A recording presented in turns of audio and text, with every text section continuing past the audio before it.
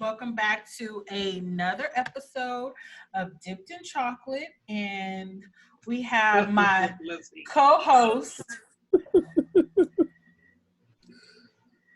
All right. PJ. Let's eat. I'm trying to do the intro and you already starting. PJ and my brother Q What's up? What's up? on our Thursday show. And Mm-hmm. so, y'all want to start? Say anything? Let's eat? Like, what is that about? It's a big boy moniker, I guess. Yeah. Yeah, I don't. Only thing I can say is thanks for the T-shirt. All y'all out there, hopefully y'all can see it. Nice little microphone. Let me back up. That dipped in chocolate. Pull it up here. There it is. Y'all go Yeah. out there, participate. Don't play a hate. Yeah, working on the website. So that should be done soon. And then we'll start getting that together. Still in the works, but it's getting there. Um, Okay. so today's quote will be: the advice I would give to someone is to not take anyone's advice. And that's said by Eddie Murphy. So today's word of the day is classic. And classic, the definition is something judged over a period of time to be the highest quality and outstanding of its kind, a work of art recognized and established value. So the reason I came up with that word is because today's topic is Black movie classics. And so before I get to that, though, I just want to spotlight a person today. And that person that I'm spotlighting today is Sabrina Fulton. And if you guys don't know who Sabrina Fulton is the mother of Trayvon Martin, who was killed back in 2012. Um, and so today, or this week, sorry, she announced that she will be able to qualify to run for public office in Florida, which is a big deal. So I just wanted to spotlight her today because she's come so far since all of this stuff happened, in her fight for social change since her son was brutally murdered in Florida in 2012. So I just wanted to say congratulations to her. She's seeking an open seat for Miami-Dade County's Commissioner District 1. So hats off to Sabrina for keeping up with her studies, and she just got a degree. And I'm just super proud of her, and I just wanted to highlight her today because that's a great accomplishment to go from losing your son to being a name and household name in this time where we really need people like her to step up and be an advocate for change. So, Congratulations. Good job. Good job. congratulations, Sabrina Fulton. So yeah, today our topic is Black movie classics. So who want to start? Because I have a couple, but my movie taste is a little different than y'all's. Y'all Okay. a little Well, more hood than me. well, this is the thing. What we're gonna do is we're gonna just do it like this. We're gonna start with your number 5. I mean, this is off the cuff, everybody out there, because we wasn't prepped at all to know the topic. Like, so this off the cuff. This is so if we forget a movie or if you say, "Oh no, this movie was better," look, don't worry about it. We may have forgotten the movie that would be considered a higher version classic over another black movie. And then keep in mind that P is under 30, and then I'm in my later 30s, and Kalia is in her mid 30s. So with that being said, if you're trying to go and say no, the Mac was the best. Uh, He listen, not being our. we not in that era. So if it's prior to 1980, it probably won't get mentioned. Sorry, for all those out there who feels like Superfly or The Mac or all those black exploitation films. We're definitely talking mid to late 80s and 90s and even into the 2000s, just to give y'all a preface of that. So with that being said, I'll say, let's just go top 5, dead or alive. So what's your number 5? Do you have 5 films, Kalia? I do, but I don't. So just go with the number 5. Who's your number 5? And I need to give me a pen and paper or something, cause I gotta formulate a list right here off the cuff. So we can get down to that. I'm gonna go. Okay, so for my number 5, I'm gonna go with Jackson's American Dream. Okay. I'm gonna go with that because that's a family classic. Like everybody, you know. No, not yes, it is. I'm in the family. It's not classic. I'm sorry. Not our family classic. A family classic. Most black people like that movie. I love that movie. Come on, y'all. All I can do is say, Ben, he was my friend. When he's talking about the little rat, I was like, nigga, what's this nigga playing with a rat? Okay, but yeah, go ahead. Tell us why that's your number 5. Well, it's my number 5 because 1, it was a television series that like featured Angela Bassett. It had Jason Weaver starting out as Michael Jackson. Like, It was like Terrence Howard. All of these are big names now. You know what I mean? Like Bumper Robinson. Gotta go over there and sing like that with a trembling voice. See, Michael, how I do it. You gotta tremble your voice when you sing.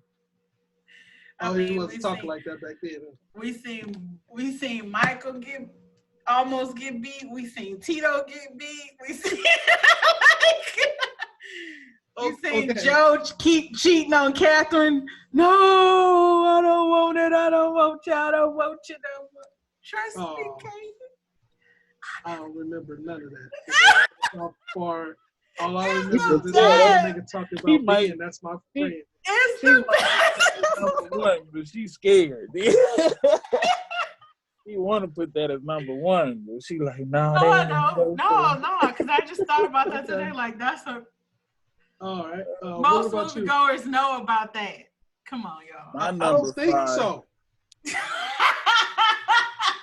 Lies, y'all. Lies. I would have gave you a pass. You said wait until exhale over that, but. Well, I had wait until exhale, but like I said, I still feel like that's a classic. All right. Just like, never mind. I ain't gonna compare it to Roots. To Roots. This nigga. I was thinking of television series. I was thinking of short movie miniseries. But I thought about it and I was like, nah, Roots was like 10 days worth of movies. So they go. Ridiculous. Don't look at me like that. Continue. Hey, listen. Hey, P, go. P. He's a hater, dude. He's a hater. My number 5 is Boomerang. Okay. I had thought about that one. Marcus, I don't have any panties on. I mean, so why did you choose Boomerang? Yeah, but it was one of the movies that I watched on rotation. Yeah, I like Boomerang. Yeah, Boomerang is it's one of my movies that I watch. Okay. I mean, I gotta say, Boomerang is it's considered a classic. I mean, like, if you go into detail of the movie, those who haven't watched Boomerang, it's basically Eddie Murphy starring as what is he, kind of like a playboy male kind gigolo. of guy? You know, yeah. He's a ladies' man, and yeah, he kind of like he's kind of an artist in the way of he knows publishing. He knows publishing. He knows media. He like makes his whole career off of knowing what people like and knowing how to display fashion and art in the mainstream media to where people are gonna be like, yeah, I'm about to get that. I want to buy that. So he was one of those dudes. He just had a way around fashion and art and people. So And manipulation. That's what he had an art around, manipulation. The thing that I liked about Boomerang, and not to talk negative about the Jackson 5 choice, that was your choice, and it's fine. I think the Jackson 5 choice was a classic choice because it did illustrate the royalty of the Black community, which is the Jackson. So before they mess with their faces. So. Yeah, I mean, but they're considered Black royalty for what it's worth. And then when it comes to Boomerang, I have to say that movie, what I loved about the movie was that you had a little bit of everything. You had Black men doing well, right? Because let's be honest, outside of gangster movies and us and pimps and hustlers, Eddie Murphy was an upstanding, educated Black man making money the right way, right? Yeah. It was kind of like a roundabout love story, to be honest, because he ended up falling in love with Halle Berry. Mm-hmm. So it's cool. I like that choice. For my choice, I'm a West Coast guy, so I guess kind of my list is kind of on the West Coast for some reason. That was a New York-based film. And then, of course, Gary, Indiana. But I'm going to go with The Wood. I just watched it the other day. It's on, It was on Hulu. No, is it on Hulu? I think it's on Hulu this week. I don't know if it's on Netflix or Hulu or whatever. But not Netflix. 5. It's not on Netflix. It's Black Hulu, cinema. Yeah. I have to say that I love that movie based upon just showing friendship that grew up. When that movie came out, we had just moved out of Inglewood. Actually, so we lived like the little grocery store where he went to, the little corner mart store. That was the neighborhood store. I knew where that was. The school, the junior high school that they went to was actually our rival school. I went to Parent, and that school was La Tierra. So that was that. That's why I kind of like that movie, because it gave us a little bit of LA. It gave, well, not even LA, well, Inglewood. So it put Inglewood on the map, and that's why I love that movie. And there was some good acting in there too. Good coming of age story for those who don't know. Yeah. So what's your number 4? My number 4. It's hard to say like my number 4. Can I tie it? Can I do 2 movies? Okay, so my 2. No. If it's 2 movies, they should be at least close in proximity to the type of movie. Yes, it is. Okay, all right. So I'm gonna split it. I'm gonna go Brown Sugar. Okay. And Love and Basketball, because I have to split it because it got the same actress. And I feel like she's just amazing at Black rom-coms. But wasn't both of? No, it was, who was it? It was Mike Epps. Oh, Taye Diggs. Taye Diggs. Brown Sugar. And Sanaa. And Omar Epps. And Omar and Sanaa. So I feel like I gotta tie it because it's like she's just amazing at Black rom-coms. I miss them. I feel like we ain't had none in a minute. It's been a while since we had a real good Black rom-com, but Brown Sugar, them hip hop Dalmatians, man, and the hoe is mine.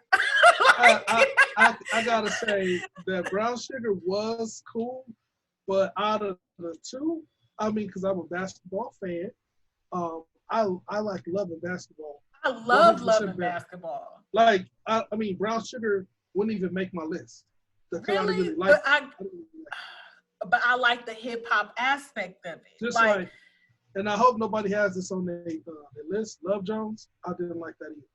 No, I didn't have Love Jones. Love Jones. Oh. It's not something I would actually. I watched it a couple times, but it's not something I would like all the time watch. It's not on my like. These are movies that I own and it's on my rotation. Like if I'm bored and I feel like I don't have nothing to watch, I can pull from these movies and feel like I'm still entertained after all these years. Okay. You know what I'm saying? So that's how I chose it. Like on a rainy day with chicken noodle soup, I'm pulling from one of these 5 movies because those is my go-to classics, you know? So PJ, it's your turn. Number 4. Number 4 for me is In Too Deep. Ooh, that's a tight one. I think we like in one of those battles where you like play your song, and it's like, oh, that's the hit, that's it. Another big hit. You're like, oh snap. Oh, Yeah. Too deep. The fact is I thought Q was gonna pick that one. Think about it. Ooh, I told you this is off the cuff. Like that's a movie I totally forgot about, man. I thought you would pick that one. Now, I thought now about I'm that mad. one. Now I I'm thought mad. you would get that one. Because that was one of your favorites. So I thought I watched that movie non-stop. yeah, that's what I said. That's one of your favorites. I for sure thought that was in it. You're the reason why I Team. even know about the movie. That's one of his movies. That's why I was like, you don't have it on your list. Okay, it's your turn. It's your turn. Go ahead, P. Tell them about the In Too Deep. Oh man, In Too Deep, man. Once again, it's Omar Epps, one of the main characters in LL Cool J. LL Cool J is the antagonist, Omar protagonist. God. God. Yeah, man. Oh no. Okay, had a little skip up. Yeah, but yeah, that movie was just crazy. It was like it give you the aspect of like you got Omar Epps playing this undercover cop that run into this street kingpin God. And it's like while he rolling under him, he feeling conflicted because he feeling like these my people. Yeah. I know this life more than anybody. So he like, man, like it's times where he felt conflicted, like he wanted to just get into it just like anybody else, but it's like I'm also here to bust these niggas. Exactly. So I can't really get into this life like I want to. And it was a good story, man. It was a good story, back and forth. It had some nice gems dropped in it.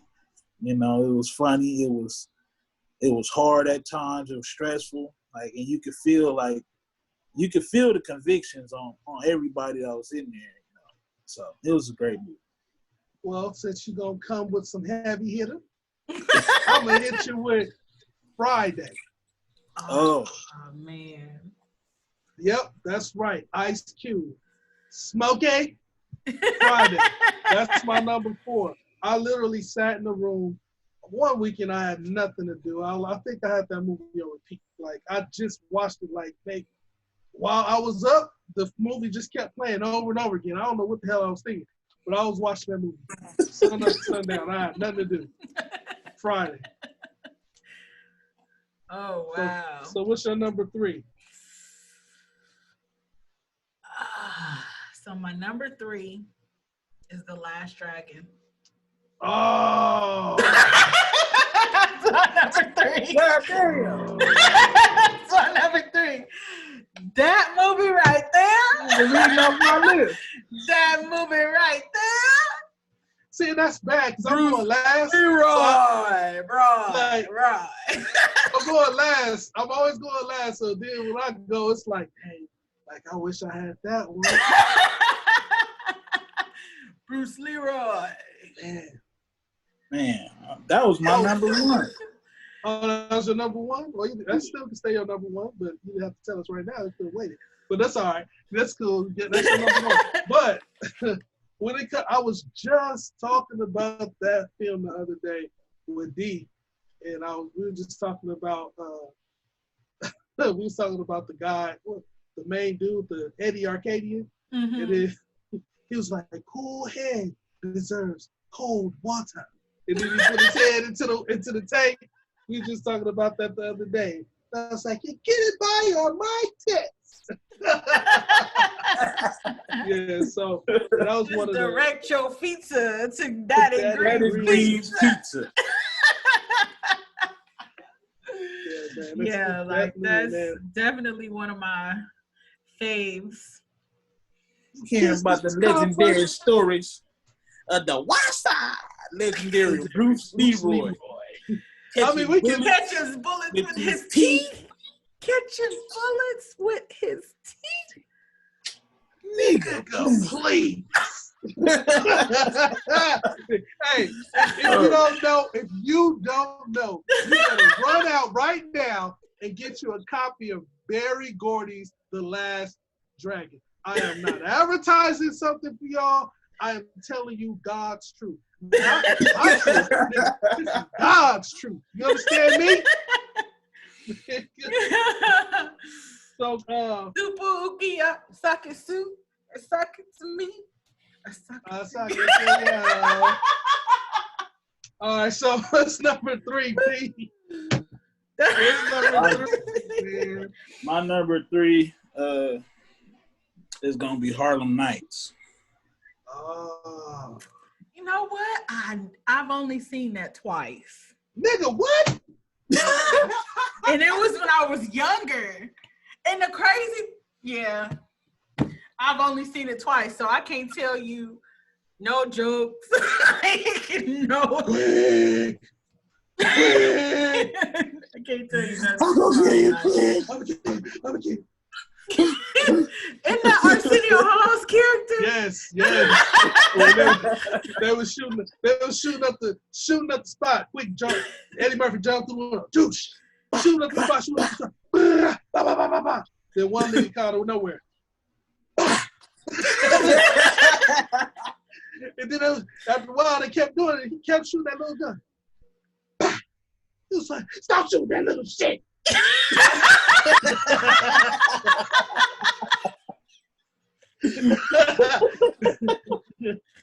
Man, Harlem Nights. You know, I had Harlem Nights on my I had it here, but I feel like, unfortunately for us, the way Hollywood works is that it really keeps only the same sector of artists or comedians or actors or whatever. We only get a cluster of them at a time. Mm-hmm. So it's hard for me to say, it's like we can easily say, what's the top 5 Eddie Murphy movies? Because Eddie Murphy literally ran the 80s and 90s. Right. And then you can say, well, what's your top 5 Kevin Hart movies? Because Kevin Hart's running it now. You know what I mean? Mm-hmm. So it's like, we don't have enough to like differentiate to say, oh man, like, no, Eddie Murphy doing this, all the Eddie Murphy, like, you literally, your top 5 from our age group is probably going to be a lot of Eddie Murphys. Mm-hmm. Because he literally ran it, and it's like, we're not getting anything else to compare it to. Right.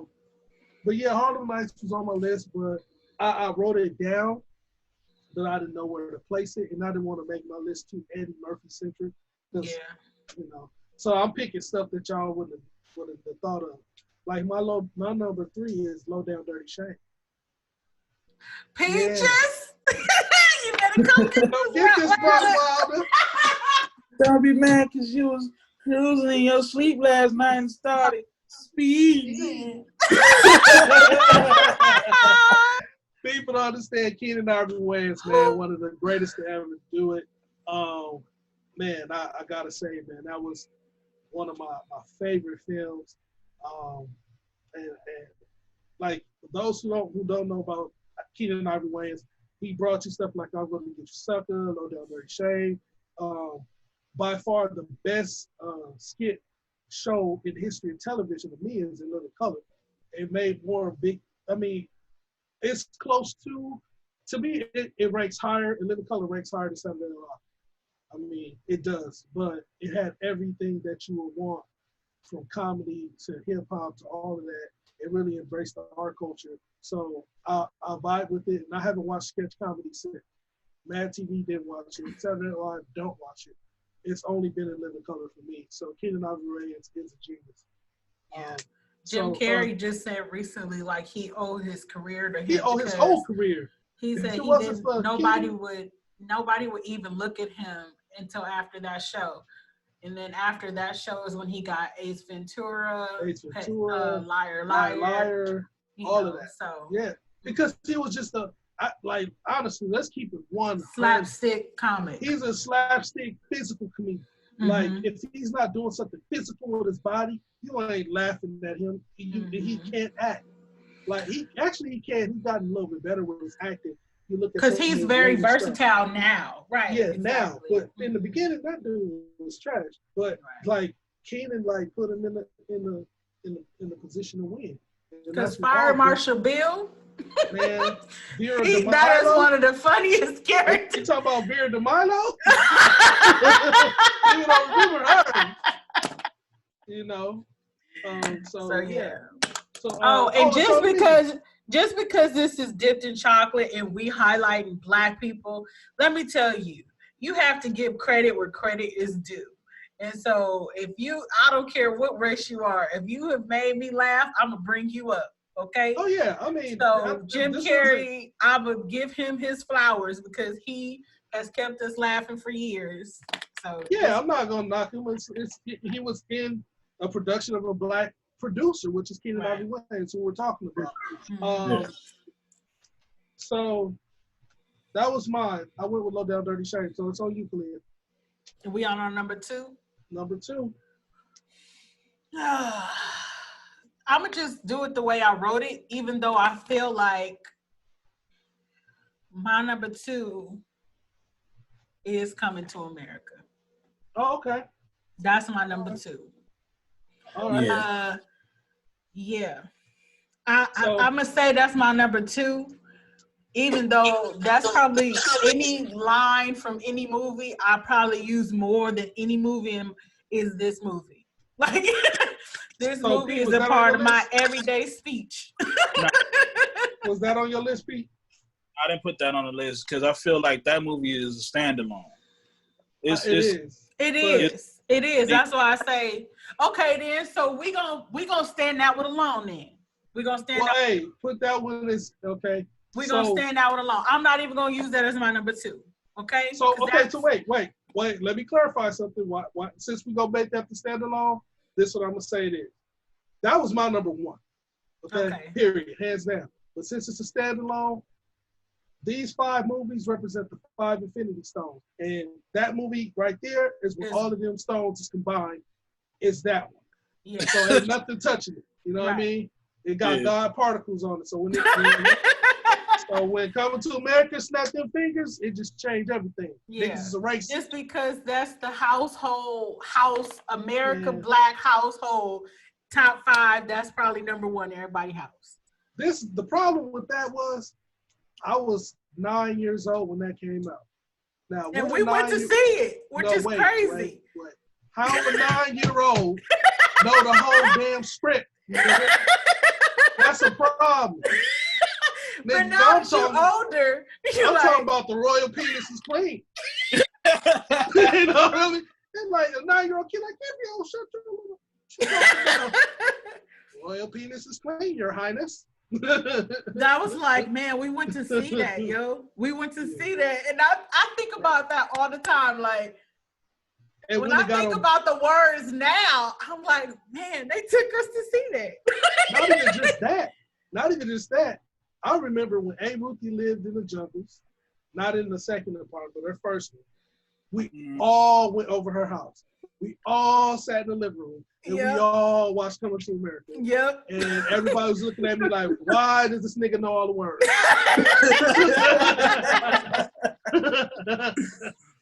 Oh, man. So since you did Coming to America, that's in the God one. So what's your number 2 then? Okay, so then if that's going to be I'm gonna go with House Party. Oh, yeah. Cause that was on my list and I had nowhere to put it. But I'm gonna put Coming to America to the side, and That's a I'm gonna heavy put hitter right House there. Party in number 2. Yeah, that's a heavy hitter. Yeah. Man. When's your next party? When's your next party? Then you dog me. Look at the log in the motherfucker. Man, let's go. It started stinking here. Oh, you just gonna leave? You know what? Party's over. What? Don't say nothing. Don't say nothing. You see me in the street? Don't say nothing. Hey, man. Dragon breath. Okay. See, this is what I mean. Like, if y'all don't know, these is the black plastic. Who talking to? You know what? This is like black plastic. If them, damn. That's a black classic scene. Yeah. R.I.P. That's a tough act to follow. It's all you. Well, mine's, I put at number 2, Hollywood Shuffle. Damn it! No, Are y'all tired? I was gonna have that one. Then I said, no, I got one for them, and they ain't even gonna understand it. But go ahead. Oh, okay. And they don't know nothing about Hollywood Shuffle. But go ahead and tell them about Hollywood Shuffle. That's a sleeper. That's a sleeper. Man, go ahead. I know you own that one. You had that one. Yes. You own that one. Oh, yeah. I haven't watched it in a long time. Yeah.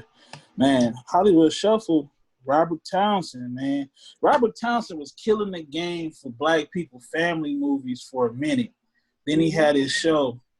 Parenthood. Yeah, Parenthood. Meteor Man. Yep. But man, that iconic scene for me, bro, when he was playing the detective in that movie. Trying to solve the murder of Cookie Head Jenkins. Cookie Head Jenkins. Also played by who? Keenan Ivory Wayans. Pop and twerk and do the Jerry Curl. That nigga was splashing everybody in the room with that Jerry Curl juice. He was like, give me my activator, man. Come on. Oh! Every time he would spill a little activator.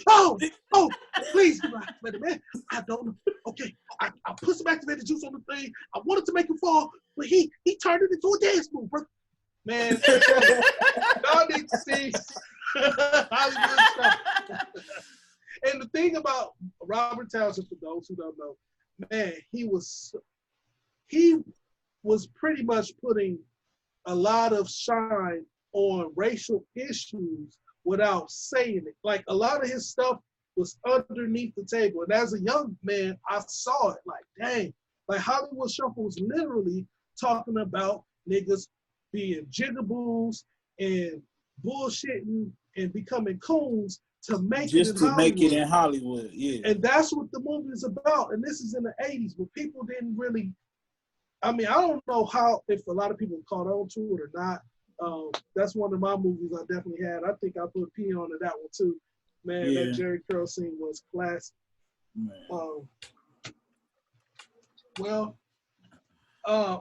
I'm gonna do like you did, and I'm gonna have at my number 2 spot.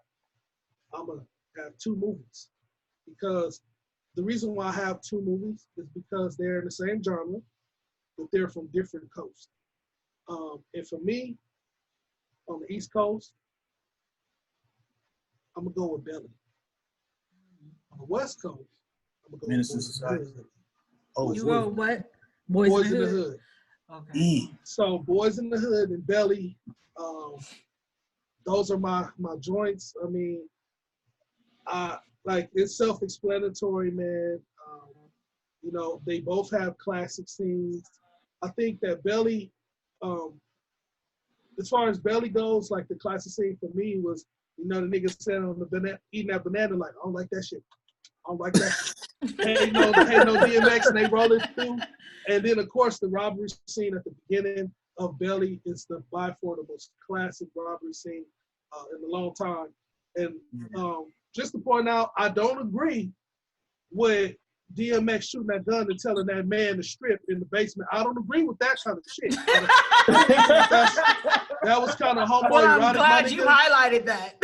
I'm just saying, I'm putting my hands up, don't shoot. Do not tell another man to strip in your presence with a gun. That's kind of, you know what they say. I don't like that shit. But overall, the Belly movie was good. And then, of course, you know, the classic. I mean, Boys in the Hood. It represented what LA was kind of the culture of LA at the time with, you know, gangs and Crenshaw. Like people don't realize that Crenshaw. Like I was young then, but I was like just driving down Crenshaw. We lived in the jungle, which is Crenshaw. Like Nipsey Hussle, that's 60s Crenshaw. Jungles, which is Prince, right? Jungles is Bloods, which is Jungles side of Crenshaw. It's literally right next to each other. But yeah, man, I love the Boys in the Hood, Ice Cube. But if you look at the star power, I mean, you have my man Fury Styles, also known as Morpheus, also known as what's his name, Lawrence Fishburne, Nia Long, Angela Bassett, Omar, Cuba Gooding Jr. I mean, Ice Cube. It was Regina King. Regina King. How you know he is? How you know he a he? It could be a she. You know the crazy It's sad thing to about say, she was telling the truth. right. I'll let y'all hold on that. You know what? The thing about Boys in the Hood that is crazy is that the people who was in that movie are the people who walked everyday streets with us. Like LA people, niggas. LA, yeah. So These are LA Boys in the Hood, it was a lot of people in that movie that you would just see walking down the street like you knew them, like they was around the way. South Central, You know? ICU, So, South Central. These is LA niggas. the guy who shot Ricky. Oh Lord. Oh yeah, man. Oh yeah. So back in the That day, nigga was from Jungles. that's what I'm saying. Let me tell you. So one day I was walking down the street, you know, I was in high school. He stopped, was like trying to talk to me. And I was like, yo, no, I'm okay. Thank you. He had Jungles tattooed on his forehead. On his forehead. I said, I can't talk to you. You know, like, I can't do it. Like, you know, I'm a little teen. I was scared. You should have ran from him and yelled out, Ricky! I was like, I can't talk to you. Like, you know, and back in the day, you know, tattoos on your face was like, what? Like, that's not like today when people doing it. Back in the day, that was a sure sign, like, don't fool with them. Like, no, tattoos on your face back then was, oh, that nigga about that life. Yes! That was like, yeah. niggas getting ice cream cones on their face, like, what the fuck is that? When teardrops really meant something, like, you know what I'm saying? Like, I don't know. Don't fool with that. That's all I'm saying. Funny story about that dude, same dude. One day, I don't know if the nigga was high or what. This nigga painted his face like the dead president. Really? Came rolling down the street on the bike. It was like, what the fuck?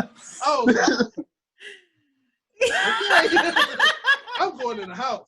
Because crazy shit like that, bullets just start tearing out. You don't know what the fuck going on. So I'm gone. Bye-bye. And so for those people, you know, out there who's listening or whatever, we grew up like right near where they shot Training Day. So Training Days, right like down the street. was right down the street from our house. So, you know, cuckoo really meant something, you know what I'm saying? So you can't. So this is why we, you know, that movie, it used to be a burger stand called Eat a Burger. We went there and the nastiest fries. Yeah, but we always got the kids meal that came in the car. It came in the car, classic car. In the box, like, you know, like the French fry box or whatever that you get that's brown. This one was like a classic car. So you had your burger, fries, and drink in this classic car. So that's what Eat a Burger was. It was literally like a diner down the street. And that's the scene where Ice Cube get Kill. revenge for his brother at the end. So yeah, that was a part of our childhood for real. Yeah. So Yeah. And also, cats getting shot and killed was a part of our childhood too. for real. At a lot of points, it's a lot of people got murdered in LA during the 80s. It was a little crazy. It's completely different now. I want to say completely different because it still go down. It goes down. It's just that the jungles ain't the same no more. Oh no. The jungles have been infiltrated by pale faces. Don't say that, and- Q. They have, but I know, but let's not. they get to walk their dogs at night. I mean, let's not call let's call that though. Or is it called They are- gentrification? Yes. Yeah, Okay, gentrification. that's what they call it. All right. The pale face infiltration. But don't say pale face because that make it like it's a racial slur. So we don't want to do that. How is it a racial slur? I'm just saying that's. Are they pale in color? I don't know, but all I'm saying is, let's just be mindful. If they call me a Negro, would that be a racial slur? Yes. No, it's not. Negro. It's the word. It's black in Espanol. In my eyes, I don't want Espanol. I don't want Okay, any so you- white person hold on, saying wait, hold on. in nothing. Hold on. Zero. Let's break off from the movie dialogue. No, So, we're not let's finished. No, No, I scratch just want to say Negro. Can we talk about Negro movies, please? Smart, but get out of here. Let's talk Anyway, about the Negro back movies. to we did our Talk number about one, Negro so movies. I'm not getting off on that because that's not what this episode is about. You know what I'm saying? So we ain't gonna go there. We're just gonna back to our movies. Wait, Go ahead. you did your number two? Yeah, that was my number two. Belly and also Boys in the Hood. Yeah, All so right. number one is on you. So now we gotta go to number one. What's our number? So my number one is the 5 Heartbeats. Okay. That's my number one. All You're right. very respectable. That's Guess what? my number one. What? Me too. Yours too. Can't nobody sing like Eddie Kane. Man. JT.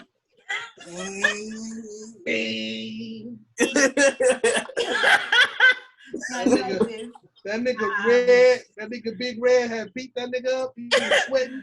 He was sweating. He let that little red swoop. That Where's was my my business business out? out. 9 to 5. Then he went up to the, after he killed this woman husband. See, this is how you know this nigga balls are so big. This nigga killed her husband. And then he went to the funeral with the fake tears. And he said, no, oh, Moseri. Oh, she's like, get your damn hands off me. Get out! Get out! She knew he killed her husband. Man, this nigga, Big Red. And Oh, I man. remember going to the movies to see that. All of our family got together and went to see the 5 Heartbeats at the USC Theater. I don't remember. The one on That 32nd Street. What Yeah, I is it? know. That's no longer there. Right. Yeah. We all went to see the 5 everything Heartbeats Yeah.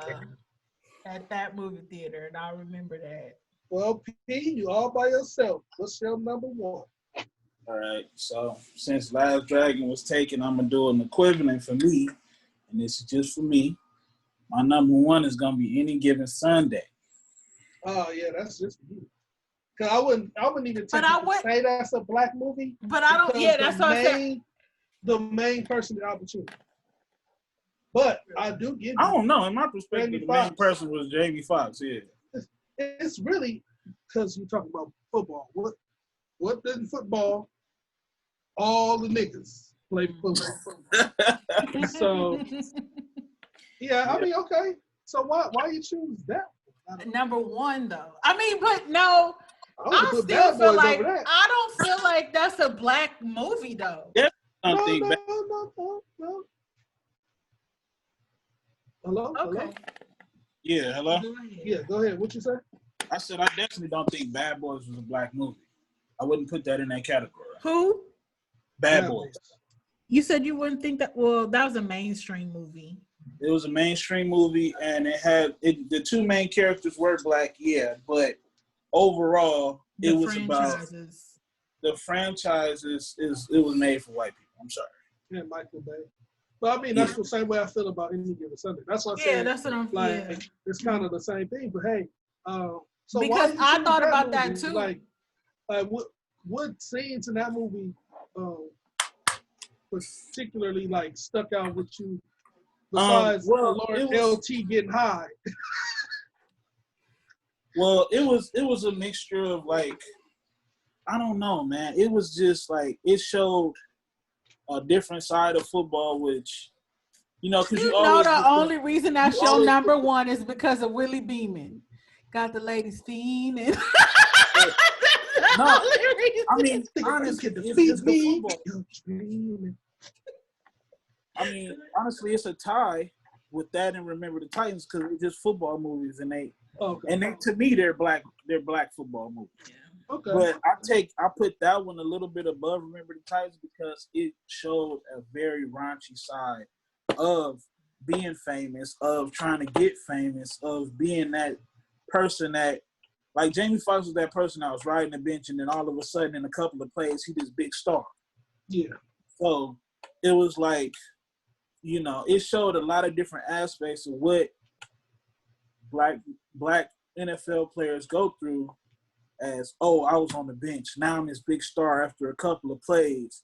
Now I'm dealing with I got a wife, but now I'm dealing with a whole bunch of side chicks, a whole bunch of groupies that's trying to be there. I'm dealing with my own ego in my own head because I always knew that I was this person, but now everybody's seeing it. So now my ego inflated even more. It's like it was a whole bunch of different stuff that went on in that movie that it just, I don't know, it just resonated with me as far as being a football movie.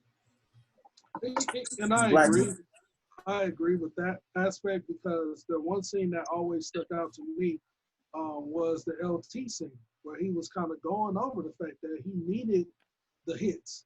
He needed to do what he had to do to solidify the contract because he was kind of breaking down the harsh reality of football. It's like, if I don't get these stats up, if I don't do this, that, and the other, according to my contract, I'm not going to get this particular payout and that particular payout.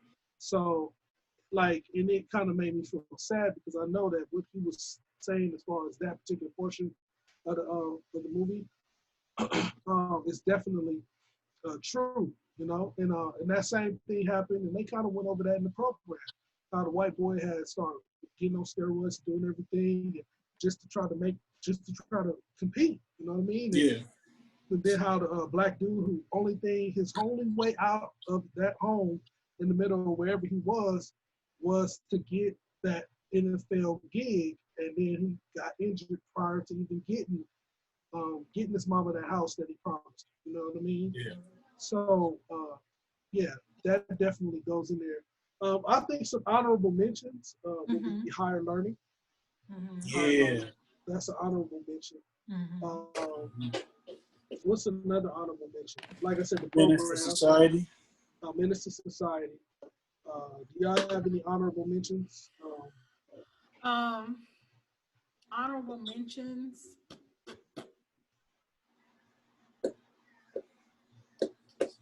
Would you consider I think the best Park? Man. I think the best. Oh, the best man. I think that's an honorable mention because at the time to have an all-black cast in that type of time was like super big for us. Like it was like six or seven casts with all black actors. I mean, but if you kind of go down the road of stuff, I mean, you can say the best man with that particular trilogy. It was 3 of them, right? Or was it 2? It was 2. 2. Okay, so 2 of those. Like I said, Sunset Park. Nobody remembers Sunset Park. I do. Sunset Park, what time is it? It's time to get loud. It's time to represent. Who else? What else do we have? I mean, we didn't even really get into like a lot of the B movies that are like the little Bow Wow movie. What's that movie that Rock and Roll or Rolling Like Roll Night. Bounce. Roll Bounce. Roll Bounce. Like you got a lot of them like little B-side movies that were, geared towards us as blacks or African Americans, whatever you want to call us. So there's a lot of movies that we can't just throw out there. But I think that it would be easier if we can just kind of. I want to do this again, but I want to. I do too. But I want to do it where we like do genres first. Like instead of just saying black movies, let's just say action film, or like you can say Bad Boys if that was your favorite action film, or that of course had a black cast. You know what I mean? Wait.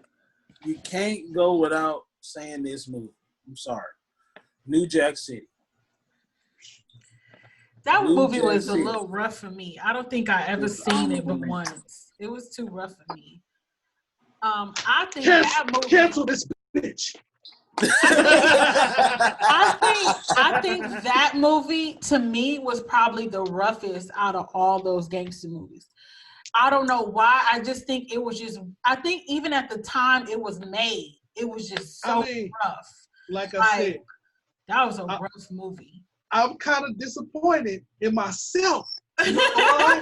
Because I would have easily took Belly off and put New Jack City right there.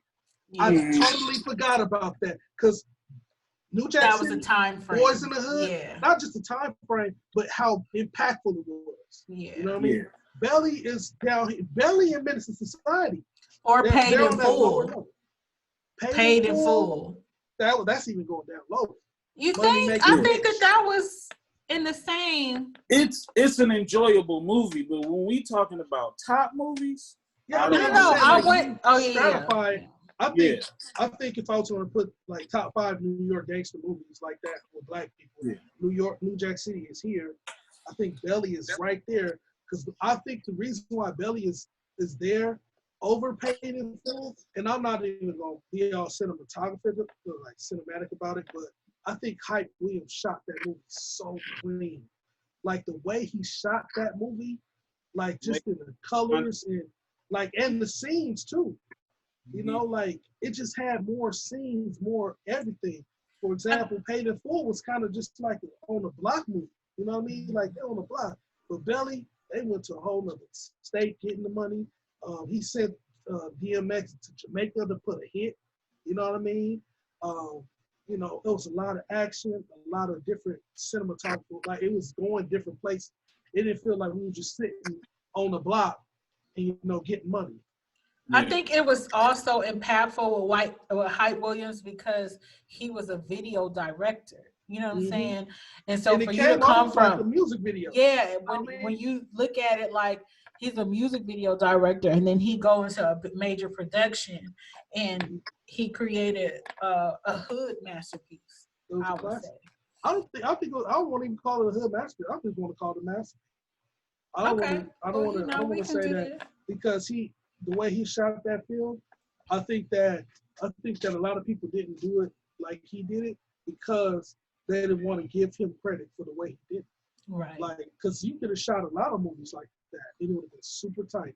Like, that was one of the first kind of like almost high definition movies of the era, like where it just felt different. Like how clean it was. Especially when he had Keisha come down them stairs and the way he bounced that whole White House with that black woman on the thing, and then Keisha came down with her sexy chocolate self. You talk about dipped in chocolate, that was a whole other right there. She was the definition, huh? Man, she made that movie. If you was a black man, and for whatever reason you like, man, I like him light and right, nigga. She made you like dark skins at that point. Man, the niggas was searching with a flashlight in daytime, talking about where can I get me a Keisha? Yeah, man. She set it off for the dark skin system. I know this is like random, but I do want to highlight this person because personally, I just feel like he is so like underestimated or underrated, but he is like, I think he is like one of a great person altogether, and that's Nick Cannon. Like a lot of people throw him under the bus and be like, "Oh, your music whack." I don't care. Drumline was one of the best movies. It highlighted the Black colleges in a way that a lot of movies don't. And I feel like that was a great movie. And not only did he do that, but he was in Roll Bounce. You know, he was in Love Don't Cost a Thing, which was a remake, but it was hilarious to me. He was in Underclassmen, which was a little kind of, was it adventure or thriller, whatever, which was a really good movie, I think underrated. And just the businessman that he is, like, you know, with having Wildin' Out for like 14, 15 years, you know, and being at the top of that, and then being in the movement, like, I just feel like he is so underrated. But I mean, that's Nick is definitely super Nick good has cat. definitely came up in the game, and he's been a student in the game, and he's done a lot of good things as far as how he moves. Mm-hmm. And I'm gonna give him, I guess, you can give him his flowers while he's living, because I definitely respect Nick Cannon and all the things he's done. You know, I think a lot of times people just discredit him because they look at him as the goofy nigga that did these little goofy movies. But nah, man, he took his money, he took his influence, and he's continued to create avenues for people no matter what. But I just looked up like a couple of I'm looking up some movies right now. Like you brought up Love and Basketball, but we did, and I brought up Soul Food. I mean, Waiting to Exhale, but Soul Food was a classic as well. Man, I just watched that the other day. Like, and that was Malcolm X with Denzel. House Party is on here. They say Glory. I mean, it did have Denzel and Morgan Freeman, but I can't really mess with that. Glory is cringy to me. I can't mess with Glory. I feel like I just can't do it. I don't do movies like that because I feel like they try to highlight the highlighted struggle, the early struggles of Black people, like Glory, like Roots. I feel like I don't like that kind of stuff. That stuff was made for them to see us in a subjugated manner. Yeah, exactly. So I don't really pay attention to movies like that. Even though Glory. Hello? You there still? I guess somebody went in. But yeah, then you got Lean on Me. Lean on Me, we didn't bring that one up. What's Love Got to Do with It with Angela Bassett. I thought about that one. And I said Waiting to Exhale. PJ brought up Hollywood Shuffle. So those are some of the movies that you just type in Black film classics. They definitely. Oh, Class Act. A Class Act. I don't know if that was a classic, but it's definitely one of the Black films. Now, if you want to get kind of more relevant to today, like the last, like maybe 10 years, I guess to somebody who just started looking at stuff, Get Out. Get Out. I think that's going to be a classic for somebody. Get Out. Yeah, Get Out. I've only seen it once. I think that's going to be a classic going forward. Oh, we did not mention all of our girls. Stony, you know what I mean? Set it off. Now that's a classic. That is a classic right there. Bring them up. Set it off. Yes, Cleo, Sunny. Like I said, if we had an opportunity to like kind of prep, like I said, this is right off the cuff. Color Purple, Do the Right Thing, like School these Days. are movies. These are movies. She's Gotta Have It. School Days, like you said. So these are all movies that definitely was impactful to our Black upcoming. And like I said, bringing up Dead Presidents earlier. Dead Presidents was a great movie as well. Wait. Before you read another off the list, I want to put this one in there because it is the best horror movie ever. Really? When it you gonna comes bring these to Keenan Ivory Wayne, these Damon and Marlon? No. Oh. Vampire in Brooklyn. Oh. Bruh. That is the best. don't think it was really a horror movie, but It is. It's considered a horror. It is. Yeah. That shit a comedy. That's what I'm saying. It was the best. Like I own it, but Angela Bassett. Yeah. You had like Kadeem Hardison. Kadeem Hardison, John Witherspoon. You had, I mean, what's the other Alan? What's his name? David Allen Greer? No, the other Alan. Pretty boy. Yeah. Alan Payne. Alan Payne. Oh, do y'all remember Blue Hill Avenue? I don't. Yeah. That was a good movie. I just thought about that. It wasn't mainstream at all, though. But it was a good movie. With Alan Payne. Yeah, you should go back and watch that one again. But yeah, that one. Speaking of Kadeem Hardison, you had the Sixth Man. Sixth Man. That was a great one. Yeah. I think we've watched so many different movies, and like I said, I think we will have to kind of categorize them and then throw our hats and our opinions out there, because like an older person would be choosing like on Black Caesar and Shaft, stuff like that. Dolomite. Cleopatra Jones, Dolomite, like, you know, because that's their era. You had Crooklyn. I see Crooklyn on here. For those who like Crooklyn and stuff like How to Be a Player. We South Central. South Central was considered a classic. Yeah, but you know, we can go on and on and on about that, and what can we say? We can go on and on and on. What do you say is like your black? Like when you think of a black classic, because there's always people saying this is a black. What's your criteria? The Wiz. How do we forget I didn't watch it though. But how do we forget that one? But if you talk about criteria, like for your, because on your personal criteria, like when you look at it for your personal criteria, because how I looked at it is, like I said, when I talk, what are the ones that come out right off the cuff, because that's a part of my everyday like black existence. You know what I'm saying? Like. Well, I don't think I'm doing it that way in my mind. That's how I came up with mine. That's what I'm saying. How did you come up with yours? I think I came up with mine based upon like just the impact it had at the time when it came out. Of course, thinking about going back in my mind, like, man, I really like that movie. I could watch over and over again.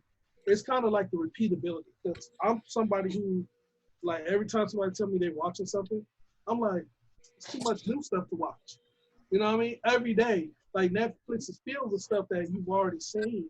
Mm-hmm. If you've already seen it, then it's like I don't have time in my life to watch the same thing over and over again, because it's always new content. Now, what makes it a classic to me is that I can say, I'll watch that again, put it on, and sit there and watch it. Mm-hmm. That's what makes it a classic. We was driving to Vegas, and this clown had never seen Menace to Society. And I was like, man, why am I with you? Like, come on, dude. Like, you making me look like a goofy out here in the streets in more ways than because, like, man, how you never seen Menace to Society? Like, you really? You from LA. But, you know. Wait a minute. I just thought of one. I consider it a classic. Disorderlies.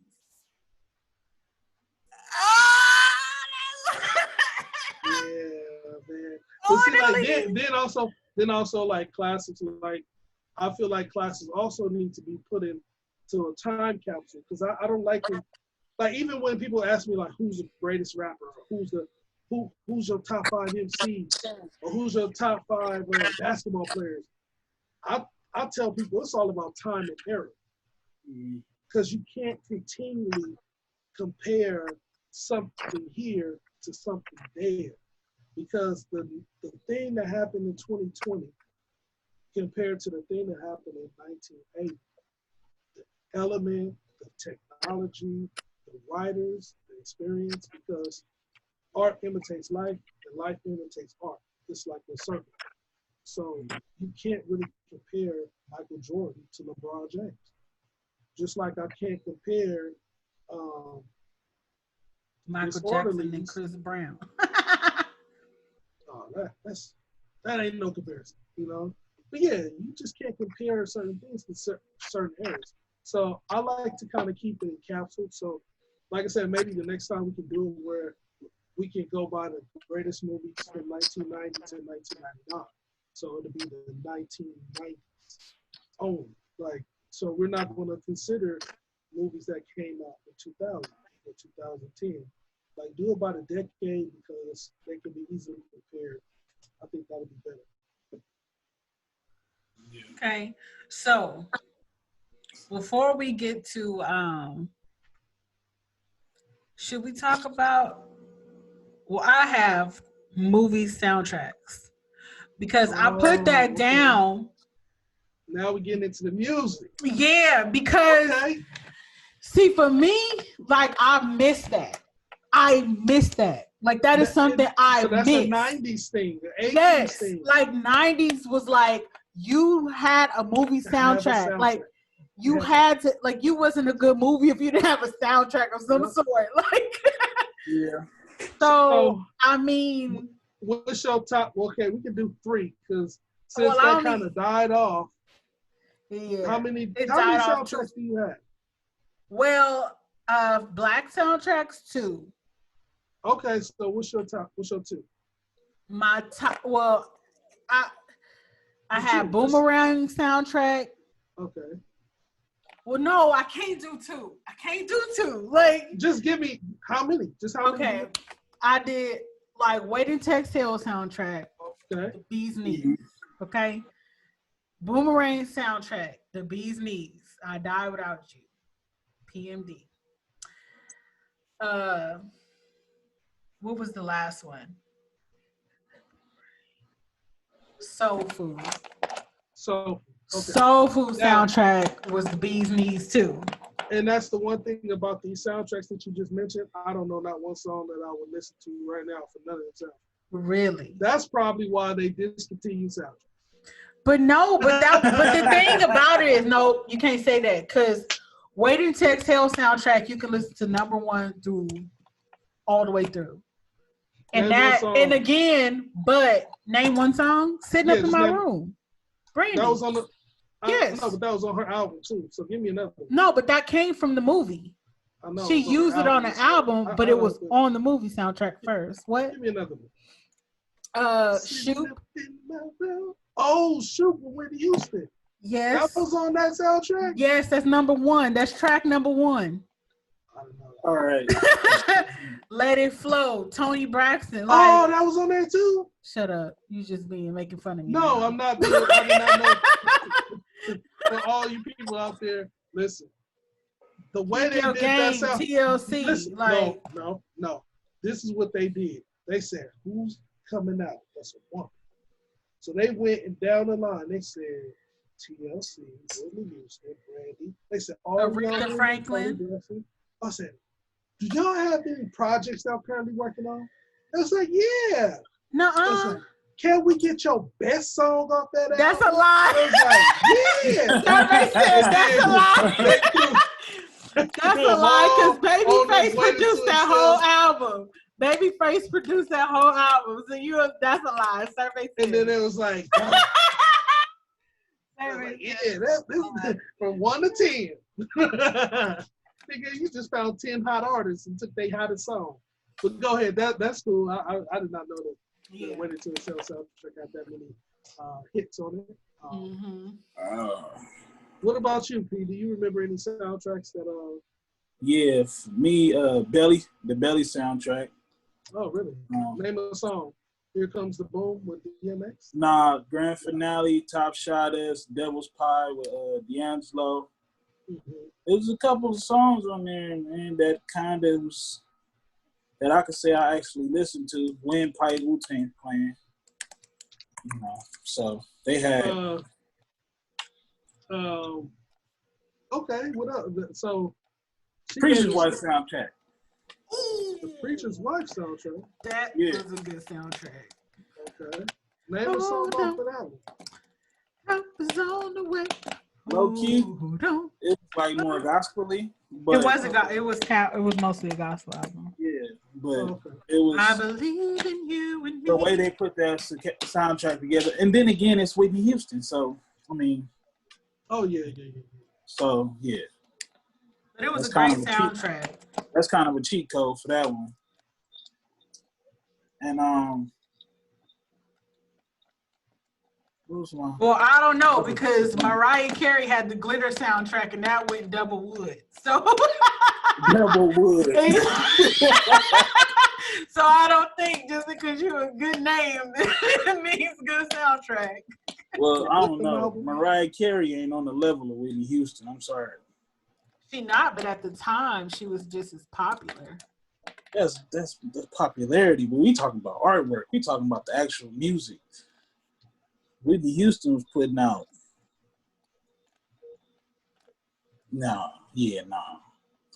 Well, I don't know. And the Five If Heartbeats. you think about it, Whitney Houston didn't have that many albums because two of her albums were soundtracks, which was The Bodyguard and The Preacher's Wife, right? Mhm. So that her biggest album was The Bodyguard, and that was a soundtrack to a movie. Okay. So you know. Well, this ain't really a soundtrack. It's just pretty much the original music from the movie, which is the Five Heartbeats soundtrack. Okay. Every thought of you keeps me holding on, and then to you. That's my song. My last mention is it's not really the soundtrack, but it's the theme song, the Low Down Dirty Shame. That, yeah. Shame. Yeah, that hit home right there. That was a good song. That was it for me. All right. Well, I'm more of a hip hop kind of guy, so when it comes to the soundtrack, I'm gonna go with the song we brought up, the show we brought up earlier, which is In Too Deep. Right. So In Too Deep. Mobb Deep. That's the only song I listen to. The Quiet Storm. The Quiet Storm. Quiet Storm. Little Kim. Quiet Storm. Quiet Storm. It's the real. Oh my God. Oh my God. Now they do have an artist getting robbed with 50 Cent. They got the song on there that people don't really know about, which is Houston Me Spending with R. Kelly and Nokia. It was a flip on the Houston Me Spending he did with Biggie. They put Keys to the Rings on there? Yeah, I don't mess. What about that Above the Rim soundtrack, though? No, you didn't let me finish. Don't be jumping my guns, nigga. Why? What are you doing? Let me. When you said Keys to the Rings, that's what I thought about. Listen, hold on. You jumping the gun. God damn. It's like, you know how certain things just trigger your brain, like, yo, that was a good one. I was about to give y'all a gem. I'm about to give you a gem. Look up this song it's a group called the Jazzy Fat Nasties.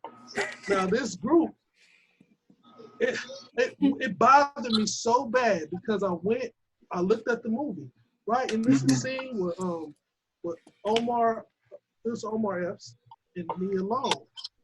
Right? There's a song playing in the background. I'm like, damn, that song is like chill, got the horns. I'm like, I went to the store and bought the soundtrack. It ain't even on there. I was like, I'm skipping like, ain't on there. Jazzy Fat Nasties. The song is called Unconventional Ways. And man, I mean, the song. I bet you got it now, huh? Oh, I never downloaded. I just listen to it when I want. Well, I'm sure Apple or somebody got it. Yeah, they got it. It's on YouTube. Look it up, Jazzy Fat Nasties. Also, Jill Scott Dreamin' is tight. That's one of the songs that was on the album. So going to the next album, this soundtrack, it only really got 2 songs that I listened to, but I think that these songs were so popular back in the day. One of them is "Don't Wake Me, I'm Dreaming." That boy Christopher Williams. And then the other one is "I Wanna Sex You Up All Night." Why do I even feel guilty as an adult listening to that song? Like, yeah. So I'm that an was adult and I still feel guilty to sing the chorus of that song. the Like, New Jack City soundtrack. Please forgive my singing, but you know, when you listen to that song, everybody will be singing. mm-hmm. So those are the two tracks that I'm doing from that particular soundtrack. Now, without no further ado, one of the craziest soundtracks of all time is Above the Rim. Okay? Now, you got Part-Time Lover with H-Town. You got Big Pimpin' with the Dog Pound. You got Didn't Mean to Turn You On with Second to None. You got the most classic West Coast song with Regulate with Nate Dogg Warren G. You got my boy Tupac with Prada Little Liquor. You got Afro Puffs with Rage. Like, what more do I have to get? I don't know what else to do. That is I mean, Jesus Christ. Man, that was smooth. I mean, it's cold. It's cold out here. That right there, Above the Rim soundtrack was the craziest. And the movie was cool too. We didn't even mention that one. I mean, that movie had Dwayne Martin. It had our boy Wayans. It had Tupac. It had Leon. Who was getting books? Bernie Mac. Come on, man. Flip. Had Flip, Bernie Mac getting them boots. So yeah, we didn't even mention Above the Rim as one of them movies. It is. So, and you know, honorable mention, Sunset Park did have an okay soundtrack. And then last but not least, I would say the one of the soundtracks that most people don't give credit to.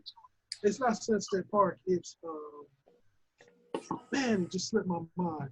If that was a good soundtrack. And if I can think about it, y'all carry on. I'm gonna try to look it up. But so I have one of my favorite soundtracks is not a black soundtrack from a movie.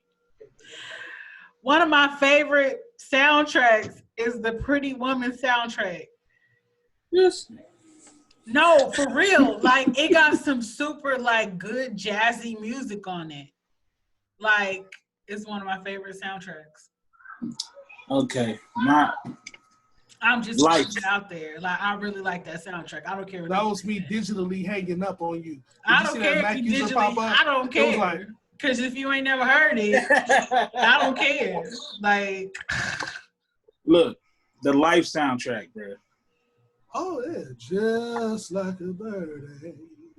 I just want to fly free. So high, so high. He was high when he was singing that. He's so loud. Somewhere. Down in the country. Oh, that's what he was in the studio. He hit that hip. Oh yeah. Listen to me. Yeah. It had Fortunate.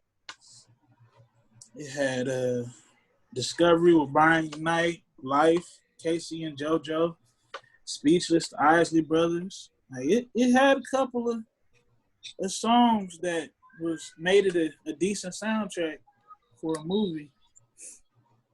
Yeah, the Life soundtrack wasn't bad. I mean, I'm sorry.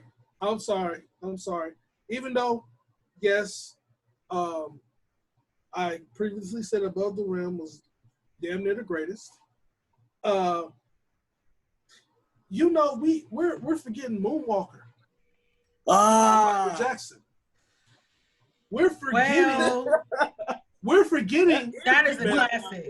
We're forgetting Murder Was the Case. That was a soundtrack. It was a soundtrack. Murder Was the Case was a soundtrack. To what? It was. To Murder Was the Case. Mm-hmm.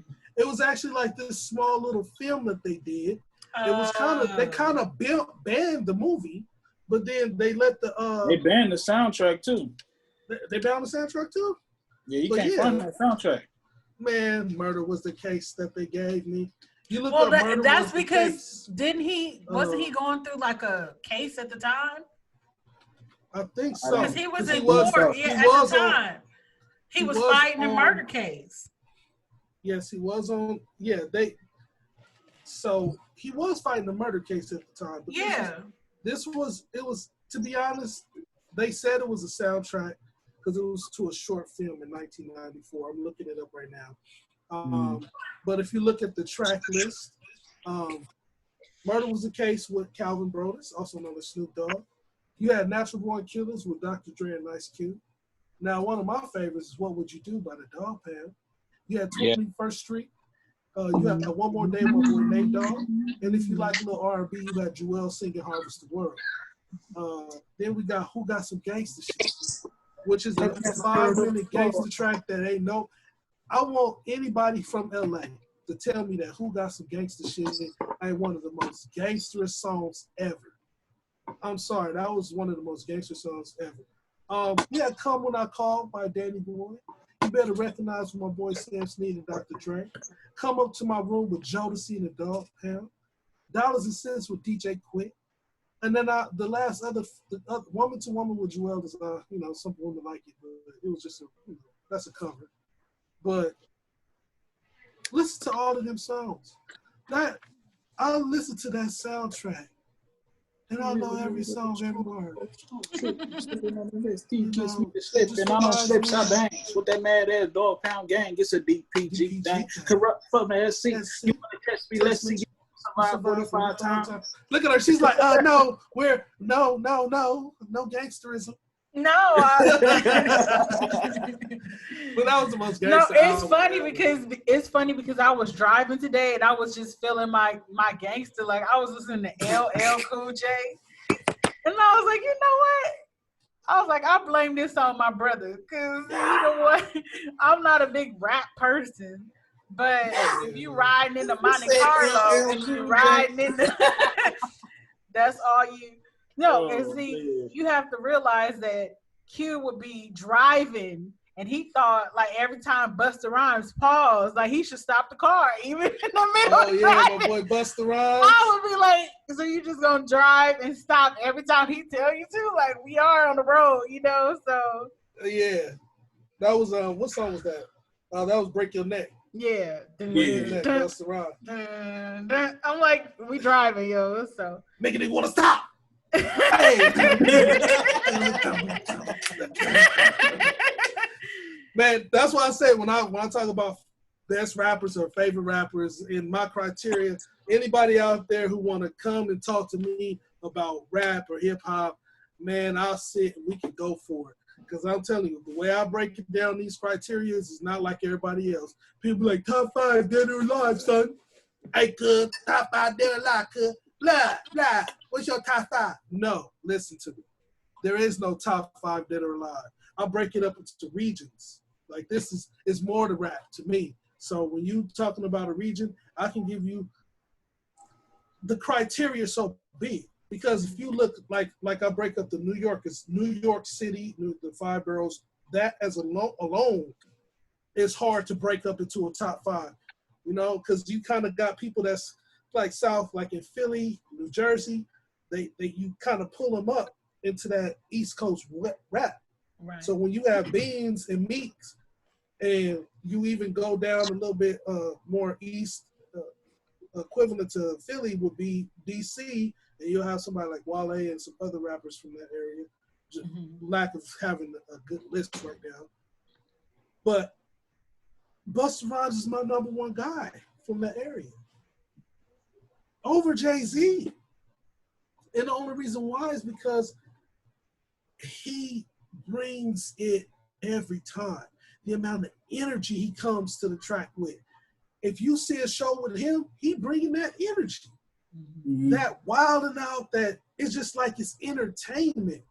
So sometimes we get caught up into, oh son, you know, who got the best bars, who got the best beats, but nowadays y'all don't even understand what it means to actually ride the track. You know what I mean? Because a lot of these cats out here who rapping, they don't even ride the track no more. It's like you and the track fighting each other. I'm a fan of rappers who's storytelling. Like, yeah, I'm a fan of that. Like, you know, LL has this one song on his Phenomenon album, and it's a story. Like, he talking about this drug dealer. He talking about this guy who was a player. You got what's his name on the hook? You want to get paid. You want to get laid. That's like a bomb song. Like from front to bottom. Like the hook is bomb. Like the beat is bomb. The storytelling. I like that kind of thing because I like lyrics. But can people say LL Cool J was the greatest of all time? Because somebody can literally make that argument. The nigga had more albums than a little bit. Well, yeah, he is. But that's what I'm saying. It's a difference. It's a difference. Like he can hold the crown. You know what I'm saying? Because or would you go with Jay-Z? Because he has some. For me, the buck stopped with Nas all day. I don't know. Well, that's a different. We talking about longevity, you know, and you talking about Nas has longevity. I'm not saying he doesn't, but I'm saying when you're looking back from the 80s to now, like LL was the man. Like, I mean, yeah, he was the man. Like, you know, he's one of the.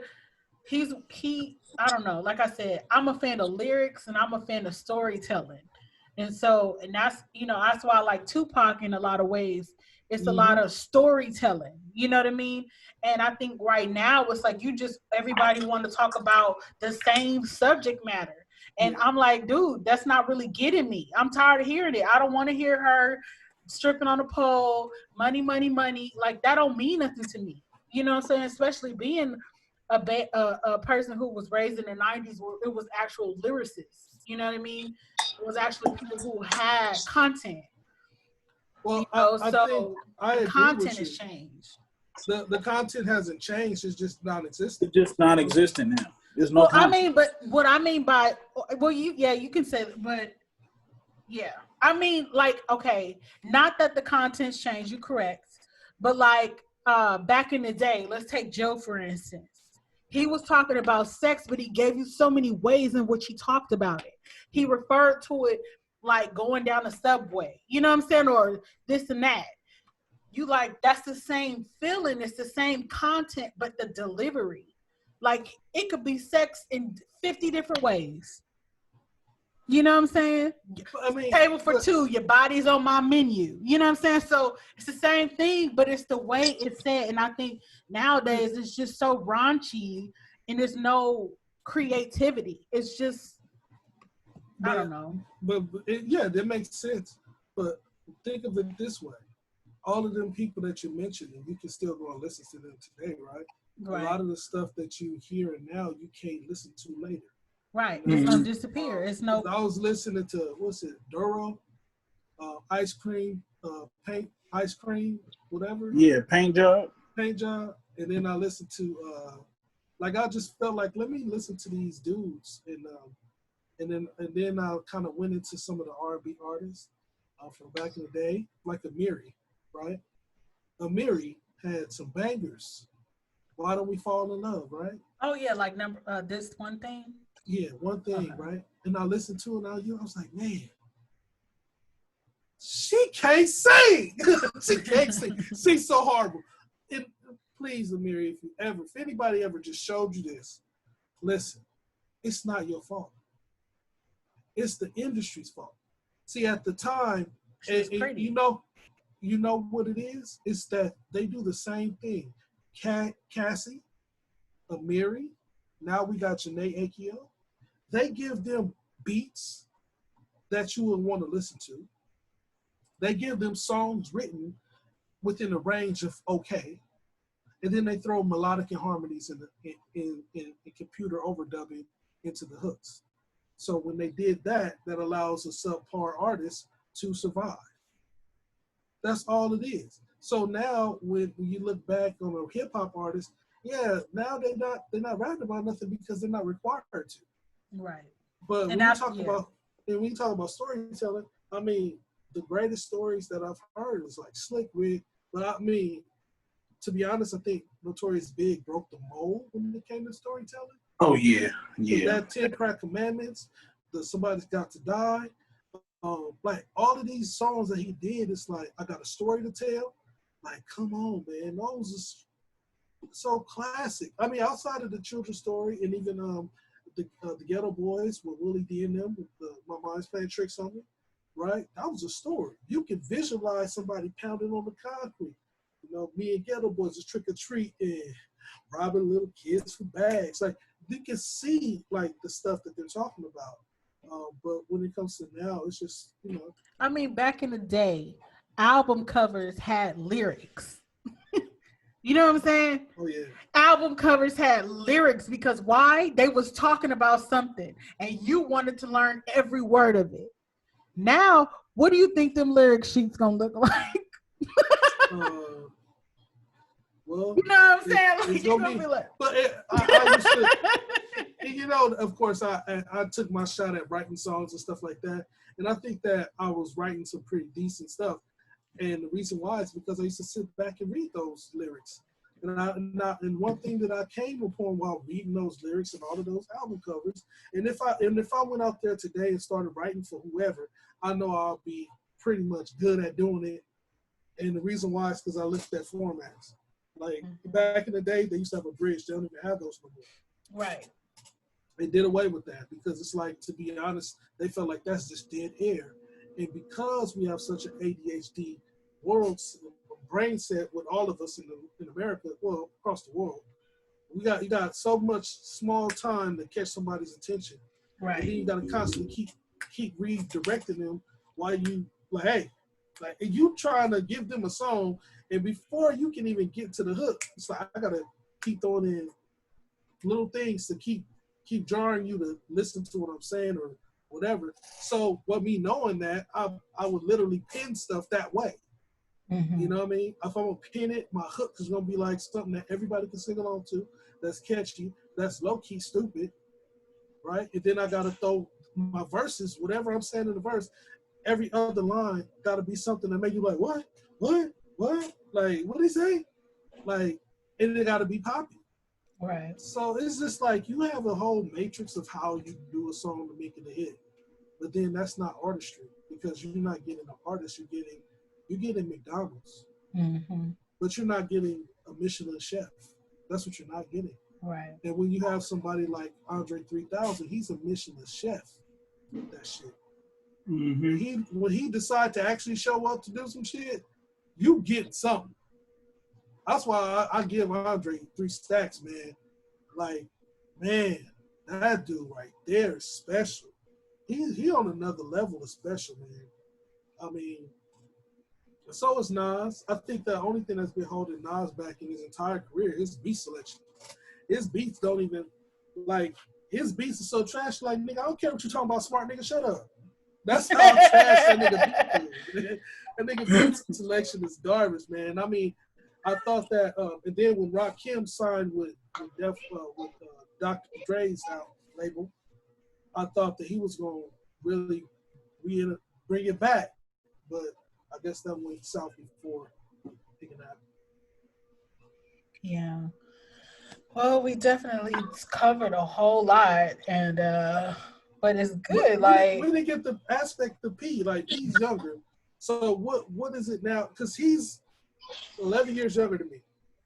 7 to me. 11. That's 11 years, 7 years. So that's a whole different category of style and likeness when it comes to music. So what is it that the 20s, people in their 20s, what they rocking with? Me, I haven't always been in a different category from everybody because I feel like the reason why Nas resonates so much with me, Nas, AZ, the whole Firm crew, is that they gave you this trippy, and Wu-Tang Clan too. They beats gave you this trippy, nostalgic feeling that was different from everybody else's beats. Like some people may call it garbage, but I thought it was like, man, once they came out with affirmative action, I was like, man, that's crazy. One mic, it was crazy the way that beat builded and it faded out. It was crazy to me. So it was like the flight with AZ and Nas. Like, so I feel like Nas, man, he always kept this certain vibe that you know how people talk about wavelengths and how they resonate with certain wavelengths? Nas was my wavelength. So that's why he my top. But as far as new music today, everybody has the same beat. Everybody has the same beat. Everybody rapping about the same thing. There's no originality. Everybody has a blueprint that they take into an office. It's just like a telemarketer got a script. And that's how these motherfuckers is rapping out here now. They rapping out. And that's why I be wanting to hang up on them as soon as they come. Hello? Yeah, baby. I did. Exactly. And I used to kind of tell Uncle Sean that. I'm like, dude, if you don't got me in the first 5 seconds, you don't got me. Yeah. Period, point blank. Like I said, you gotta... because, yeah, if your opening line is terrible, then, you know, that's like when you approach a woman, your opening line is terrible. You think I'm going on a date with you? No. You know, so it's like, that's how I feel about music. You know, and we was listening to Chris Brown today, right? And Chris Brown, you know, he did that song Undecided. And Chuka was like, that song sounds familiar. And I was like, that's I Love Your Smile by Shanice. So I showed it to him. And we were, you know, looking at it and she was singing and then she cut with a little rap break. And I was like, that is so 90s. Like a singer doing her little rap, like that's so 90s. I was like, when things seem so much more innocent. You know what I mean? Like, I was like, I miss that because I can't listen to an album all the way through like back in the day. You know, like back in the day it was a little bit more innocent. Like after a while, like this stuff now is just like, how many ways can you just say I want to smash? Like I don't want to hear that. I just don't. No. Back in the days was adult. This stuff today is pedestrian. It's like you don't find a lot of songs that have full sentences. You don't. It's people used to go off of the 16 bar method. Now niggas going off of 8 and 5. It's more like 3 bars. You know, so it's like you had 16 bars, you had the hook, you had the bridge, you had another 16, you had the hook, and possibly a feature at the end. So these songs was long, but they had context. They had content.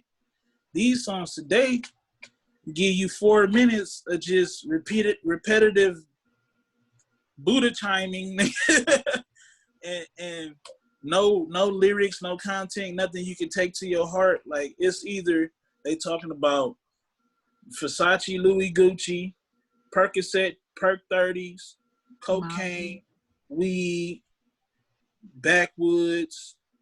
You know, it's like it's all of the same stuff. It's all the same beat cadences. It's all of the same. And if somebody's singing, they singing the same off the auto-tune. You know, so it's like it has the context, the content is completely gone. Yeah. You don't have the Aaliyahs of the world no more.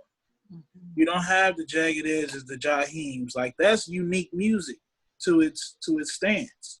You don't have no Isley Brothers. You don't have no Jay-Z's, no Nas's, no Biggie's, no Method Man's. Like you don't have those anymore. Could you do a mixtape? You got a world of babies. Could you do a mixtape nowadays? And what would that mixtape sound like? Without no 90s music, without no 2000s, like no, you can't use nothing past, I say 2005. Yes, we could do a mixtape because this is still a few artists that's out there that don't get as much, light on them My that boy, the do Jet have Life crew. content. My The Jet Jet Life Life crew, crew, man. Big Crit still making good music. Big Crit. Yeah, he got a new Yeah. album out. Yeah. Okay. Yeah, man, it's a couple artists. I don't know. Some of Drake music will make my playlist. Some of Drake music will make my playlist. But don't you think that that's why they stand out? You know what I'm saying? Like, you have certain artists that stand out. Like, I think that's why they because don't stand out. you said they don't stand out. I think that's why they don't stand out because You don't think Drake they stands have their out? following. They have their following. Well, when you talking But about they Jet don't. Life, Huh? when you talking about the Jet Life, they don't really stand out at all. They don't stand out at all. That's- But they- they Oh, all no. have I real was music. I was talking about when he said Drake. Because I'm saying, Oh. like, you have Drake, you have, like, Chris Brown, and you have, well, now Cardi, I guess, Cardi B. But you have certain, I don't know, I don't listen to rap, so, Yeah, it's okay. but you have these certain people who stand out. Like, I know Drake is popular. Chris Brown did that whole, what is it, 42 song double album or something he did. Yeah. Heartbreak on the Moon or whatever. Mhm. It's like these people they're starting to be the standalones and everybody else is kind of just blending in. Do you get what I'm saying? You got to realize they came into play in the early 2000s. That's why I said if you remove those. Competitive in music. So they have a different blueprint in their game than these young new artists today. They have a totally different blueprint in their game. Drake music is very versatile. He does island music. He tries to sing on a lot of tracks. He does hard raps. He has features from Rick Ross, Wale. He does different things to make sure that his music stands out from other people. He takes those necessary steps in the studio. A lot of these people don't take necessary steps in the studio. But is there a difference between a blueprint and a signature? Because I think that a lot of people get that mixed up. No, I really do, because I think that they start to repeat thinking that that's their signature, but it's not. I think that there are certain people who have signatures, like Ludacris has a signature. You know what I'm saying? Like, his signature. He puts emphasis on certain words. That's him. You know what I'm saying? Like, yeah. In a perfect world, your blueprint should be your signature. But that's what I'm saying. These new artists they're trying to create a signature, but they don't see that it's not a signature. It's all the same. What you're saying is basically that they're following somebody else's blueprint. Right. And the thing about these blueprints that they're following the blueprint of what, let's just be honest. A lot of people out here go by what they know or what they see, right? So if you somebody who's literally in the hood and all you know is niggas and bitches and Dayton's and Rollies, that's what you're gonna rap about. So when you bring somebody from Louisiana, from Miami, from New York, from Chicago, from the Midwest, from South Central Los Angeles, from Stockton, California, or whatever, and they all experiencing the same thing, that's why they keep talking about the same thing, because they don't have nothing else that they can reach for as far as life experiences to bring to the table. So you got a whole group of people talking about smoking weed. You got a whole group of people talking about pimping. You got a whole group of people talking about selling drugs. You got a whole group of people talking about and all of those things combined, right? So that's what they know. Mm-hmm. So when you come across somebody who's talking a little different, like for example, I would even give it to Dave East a little bit, and he's a little, but a lot of the New York rappers, they at least try to be different with their lyrics. You know what I mean? They even J. Cole, but Dave East played basketball in college. J. Cole played basketball in college. You know, these people, sad to say, 2 Chainz played basketball in college. Like some of these cats have been to college. So when they're giving you a little bit of a higher standard, and I'm not saying 2 Chainz give you a higher standard or nothing, I'm just saying, like, some people are giving you a little bit more, and you wonder why. Well, Drake is giving you more because he's from a whole other country. Mm-hmm. He's wheelchair Jimmy. So he's coming to the music with, I want to do music. Mm-hmm. So that I want to do music energy is why he's building and getting better and doing better songs. And that he didn't come into it with the same mentality as a dude in the hood. I'm trying to get who's like, out. I'm hip hop. I'm trying to get on. Out. Yeah. Mhm. You know what I mean? He came at it with, I'm trying to do music. So when people talk about how he didn't write all his own stuff, well, what does it matter? Does Beyonce write any of her stuff? No. Really? And You know back what in I the mean? day, a lot of people had ghostwriters. Man, Eazy-E didn't even know how to rap, man. Cube, MC Ren, they was like, man, just his energy, his voice on the mic, they're like, oh man, yeah, we gonna rock with these. Cruising down the street in my 6, that nigga couldn't rap so much to where he was just sounding like he was reading it, because that's what he was doing. Cruising down the street in my 6 phone. You know what I mean? Like, come on. So, and guess what? Multi-platinum. Because it was the energy of being in the studio, collaborating and building something. Where a lot of these cats get in the studio and they just saying something. Right. And I think along that too, I think when you looking at even how the thing about rap and the thing about hip hop to me was based on the storytelling. And I feel like it wasn't even just the story that you told, it was the way you told it. You know, it was the imagery that you wrote with.